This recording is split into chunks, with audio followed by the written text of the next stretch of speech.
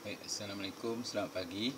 Jumpa kita lagi dalam kuliah bagi kursus DMB 4233, proses fabrikasi logam ataupun metal fabrication process, Google Classroom D5 minggu yang ke-13. Baik. Minggu ini kita akan bincangkan ataupun kuliah kita akan menjurus kepada kompetensi yang ke-6, kompetensi yang ke-6 iaitu laporan kerja aktiviti berkaitan pengurusan projek fabrikasi ataupun work report preparation for others activities related to fabrication project. Baik, dalam kuliah kita pada kompetensi pertama hingga yang kelima kita banyak membincangkan berkaitan dengan pengurusan projek, ya. Jadi pada akhir kompetensi akhir pada kursus ini, kompetensi yang ke-6, kita akan melihat sedikitlah, ya, dapatan ataupun bagaimana menyediakan laporan kerja aktiviti berkaitan dengan kerja fabrikasi tadi. Okey. Kita pergi pada pengenalan yang pertama, ya. Pengurusan projek adalah pengurusan yang melibatkan pembangunan, perubahan dan inovasi dalam operasi kerja. Ada 3 aspek lah dalam kerja pengurusan projek ini: pembangunan, development, perubahan, change, dan innovation lah, inovasi dalam operasi kerja. Baik, apa tujuan utama perancangan projek? Pertama sekali adalah untuk menentukan kaedah utama yang akan digunakan dalam operasi. Jadi dalam suatu projek, perancangan ni dia akan merancang dululah kaedah apa yang digunakan untuk operasi itu. Yang kedua, merancang operasi yang dilaksanakan, ya, plan, merancang operasi yang akan dilaksanakan setelah ditentukan kaedahnya. Yang ketiga, memantau operasi kerja yang akan dilaksanakan. Ini proses yang berlautan lah dari mula sehingga selesai, ya.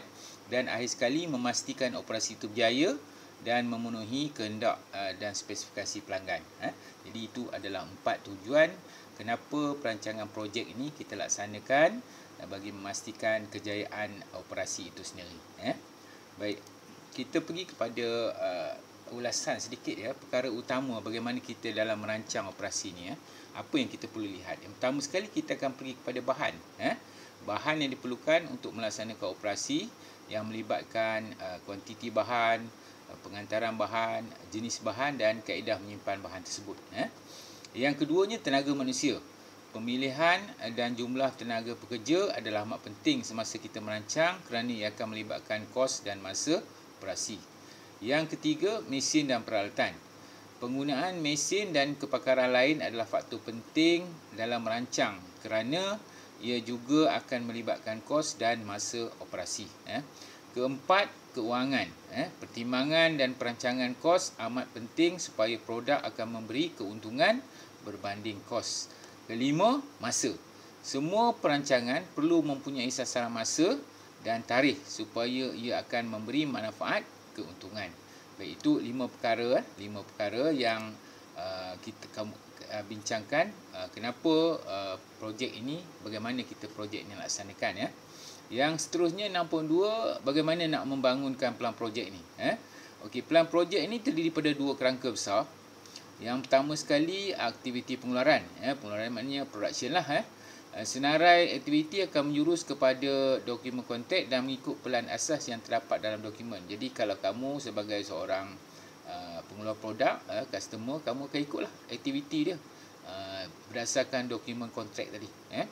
Kemudian yang besarnya, yang kedua ialah dalam pembangunan ni kita ada perolehan. Perolehan ni apa dia? Perancangan perolehan berkait dengan penjadualan, kos projek serta sumber yang diperlukan. Maknanya apa yang kita terima lah, bahan-bahan kita terima sebagai bahan mentah. Pelaksanaan perlu mengikut asas kontrak tapi perlu memberi keuntungan dalam operasi. Okey. Bila kita merancang projek itu, kita pastikan bahan yang kita nak perolehi, apa mesin-mesin, apa keperluan bahan mentah. Tapi walau bagaimanapun, kalau mengikut asas kontrak, kita perlulah pastikan supaya dalam operasi itu ia memberi keuntungan, ya.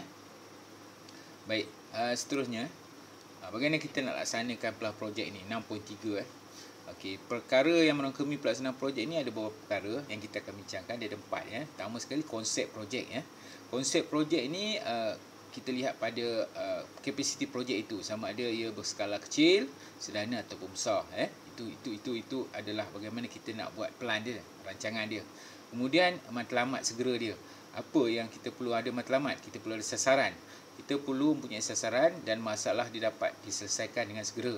Itu mestilah dalam kita melaksanakan projek ni. Kemudian tidak berulang. Memastikan perancangan dengan baik agar operasi tidak berlaku proses berulang. Ini kerap kali berlaku. Berulang ni sama ada kerosakan, kita ada misunderstood, ataupun kegagalan kita menyediakan. Jadi banyak berlaku kerana kita kena pastikanlah supaya dalam pelaksanaan tu projek ini tidak berulang. Kemudian ketidakpastian, akan ada perkara luar jangka atau tidak pasti. Oleh itu segala kemungkinan perlu ada untuk penyelesaian masalah. Okey, kita merancang. Tapi dalam kita merancang tu kita kena ada kita ada kadang-kadang ada bencana alam contohnya, ada kekurangan bahan contohnya, ada kekurangan jumlah pekerja. Jadi perkara itu kita perlu selesaikanlah. Ini yang dikatakan ketidakpastian ni, kemungkinan yang berlaku dalam kita melaksanakan projek. Okey, bila projek dah berjalan, apa yang kita perlu buat? Kita buat pemantauan kemajuan projek. Okey, pemantauan ni dia berlaku daripada mula hingga selesai projek. Siap Okey, pemantauan ni kita boleh kelaskan kepada dua peringkat. Yang pertama sekali kita buat pemantauan kemajuan Hasil pemantauan dan balas penilaian akan dibuat berdasarkan hasil keluar kerja. Maknanya kemungkinan tempoh kerja setahun. Setiap 1 bulan kita buat pemantauan kemajuan. Kita tengok progres dia setakat mana. 10, 20, 30, seterusnya lah. Jadi kita perlu pantau benda tu sama ada dalam bentuk hari, minggu ataupun bulan. Yang keduanya tindakan pembetulan. Hasil daripada pemantauan penilaian ni kita akan berlaku tindakan pembetulan untuk kita capai matlamat atau sasaran. Selain daripada kita pantau kemajuan, kita dapati ada kesilapan. Jadi kita buat tindakan pembetulan. Itu sebab pemantauan ni kita boleh kelaskan kepada dua peringkat. Yang utama sekali pemantauan kemajuan. Apabila kita kena pasti ada kegagalan ataupun perlu tindakan pembetulan, kita akan buat tindakan pembetulan. Jadi itu pemantauan projek ni adalah perkara yang penting lah, yang kita perlu titik beratkan semasa projek. Okey. Sebagai seorang pengurus kawalan projek ni penting. Apa dia aspek kawalan projek yang kita perlu tahu? Kita perlu lihat ciri-ciri dia. Pertama sekali ciri-ciri tahap kawalan dia. Macam mana kita nak kawal? Kita perlu ada satu sistem lah. Sistem yang boleh guna pakai, standard yang boleh memenuhi ciri-ciri. Akhirnya kita akan menghasilkan produk yang memenuhi spek ataupun standard dia. Kemudian tahap kawalan. Tahap kawalan ni penting lah dari segi manpower. Bila kita sebut tahap kawalan ni, dari segi manpower kita perlu pastikanlah supaya kawalan tu berlaku pada setiap peringkat dan kita kena pastikan kualiti dia. Kemudian kita ada tempoh kawalan pengemaskinan. Itu yang kita guna tadi, kita guna pemantauan. Kita ada pemantauan supaya kita boleh buat kawalan. Kemudian seterusnya kita menyediakan jadual sasaran. Jadual sasaran ni adalah jadual sasaran kerja yang kita bentang peringkat awal berkenaan jetagan, kemudian jadual kerja by minggu ataupun sebagai bulan. Kemudian selain daripada itu, dalam kawalan tu kita perlu nilai, kita ada buat penilaian dan pengamalan. Kalau kita sebut penilaian ni dan pengamalan ni, kita sebut dari segi nak mendapatkan standard kerja dan memastikan keselamatan pekerja dan orang lain lah. Kemudian tempoh masa pengemaskinan ni kita perlu tahulah, macam saya kata, tempoh 1 minggu, 1 bulan ataupun 1 tahun. Jadi kita perlu ada tempoh untuk pastikan benda tu update, dikemaskinikan sentiasa, dan kita awasi projek tu. Ini adalah aspek dalam kawalan projek. Apa dia ciri-ciri? Jadi kalau kamu nak buat projek, inilah dia perkara-perkara yang kamu boleh lihat sebagai satu aspek-aspek bagaimana nak mengawal projek itu sendiri. Okey, ini yang pentinglah integrasi kos. Bila kita sebut kos ni, dia menilaikan wang. Perancangan kos amat penting dan antara fokusnya, kita fokuskan beberapa bahan lah. Kos pertama, kos bahan mentah, gaji pekerja, pengangkutan, sewa bangunan, mesin dan lain-lain lagi. Yang ini kita namakan overhead lah, yang pertama sekali. Dan ini menunjukkan jumlah yang begitu besar. Jadi dalam kamu merancang projek, ini perkara-perkara yang kamu perlu masukkan sebagai kamu punya anggaran kos. Okey, yang keduanya kesan perubahan yang masuk untuk operasi. Okey, kemungkinan kamu merancang 2 minggu tapi tempohnya berlarutan. Jadi kemungkinan kos akan berubah. Jadi kamu perlu perhatian, kamu perlu pastikanlah supaya kos itu sentiasa konsisten dan kamu dapat reduce dia punya atau mengurangkan kos dia. Okey. Yang ketiga, memikirkan risiko atau keuntungan dan perkara luar jangka. Ini yang saya kata luar jangka tadi. Ada risiko. kita merancang guna bahan ni, tiba-tiba bahan tak dapat. Jadi itu yang kita katakan luar jangka. Jadi kita perlu ada pemikiran ataupun inovasi dalam perkara-perkara ni. Kemudian kita membuat jadual anggaran kos. Jadual anggaran kos ni kamu dalam penyediaan projek tahunan kamu buat anggaran kos.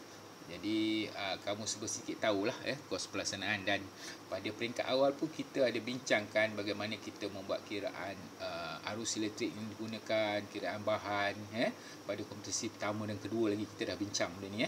Okey, kemudian tempoh siap. Perlu mengikut perancangan agar kos tak meningkat. Ini pun penting. Jadi kamu kena pasti kalau seminggulah siap. Sebab jika lebih daripada itu, kemungkinan kos akan lebih tinggi. Jadi kos inilah perkara yang kamu perlu titik beratkan dalam kamu merancang projek. Okey. Ini kita lihat penjadual maklumat dan dapatan ini salah satu daripada contoh kita tengok kontraktor Prima Nasi ni dia apa dia buat, job title dia bar bending schedule.